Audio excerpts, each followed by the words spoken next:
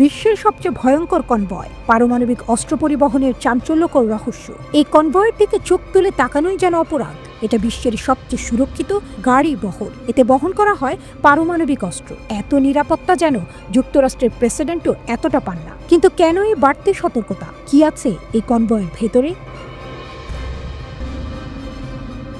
কেন এটাকে এতটা গোপন রাখা হয়? আজকে জানবো যুক্তরাষ্ট্রের নিউক্লিয়ার ট্রান্সপোর্ট কনভয়ের ভয়ঙ্কর গোপন তথ্য। এই কনভয়ের একটাই কাজ, বিশ্বের সবচেয়ে বিধ্বংসী অস্ত্রকে এক জায়গা থেকে অন্য জায়গায় নিয়ে যাওয়া। কিন্তু যদি কেউ এই কনভয়ের উপর হামলা করে তাহলে কি হবে? পারমাণবিক অস্ত্র ভুল মানুষের হাতে চলে যেতে পারে, সমগ্র বিশ্ব ভয়াবহ বিপদের মুখে পড়তে পারে। এ কারণেই এই কনভয়কে পৃথিবীর সবচেয়ে নিরাপদ কনভয় বলা হয়। কোথায় রাখা হয় পারমাণবিক অস্ত্র?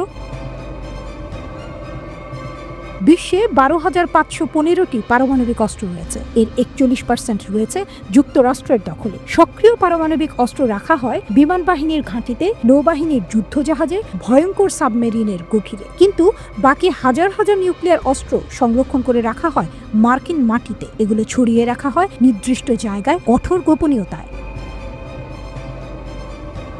কেন? যেন শত্রুপক্ষ হামলা চালিয়ে একবারেই সব ধ্বংস করতে না পারে। কিন্তু পারমাণবিক অস্ত্র স্থানান্তর করতে হয় কেন? বড় এক প্রশ্ন। উত্তর, রক্ষণাবেক্ষণের জন্য। এই ভয়ঙ্কর অস্ত্র ব্যবহারের জন্য নয়, বরং নিরাপদে রাখার জন্য নিয়মিত পরীক্ষা করা হয়। পারমাণবিক অস্ত্রের মেশিনের যান্ত্রিক অংশে মরিচা ধরে যেতে পারে। ভেতরের ইউরেনিয়াম ও প্লুটোনিয়াম পরীক্ষা করা জরুরি। এই কাজ করতে পারমাণবিক অস্ত্রকে কেন্দ্রীয় কোনো ল্যাবে নিয়ে যাওয়া হয়, আর তখনই শুরু হয় বিশ্বের সবচেয়ে গোপন মিশন।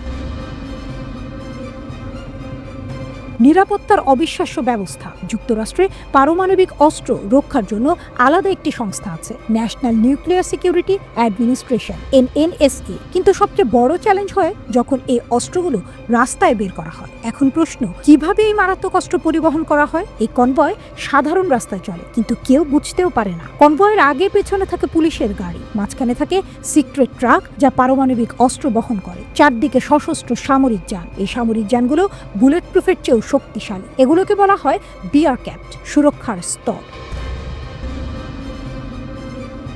প্রতিটি গাড়িতে থাকে 4 থেকে 6 জন ফেডারেল এজেন্ট। এরা সবাই সুপার ট্রেন্ড কমান্ডো। সাথে সাথে লাখ লাখ রাউন্ড গুলি। যদি কেউ আক্রমণ করে, সাথে সাথে পাল্টা আঘাত করবে এজেন্টরা। প্রয়োজনে আসবে ব্যাকআপ ফোর্স।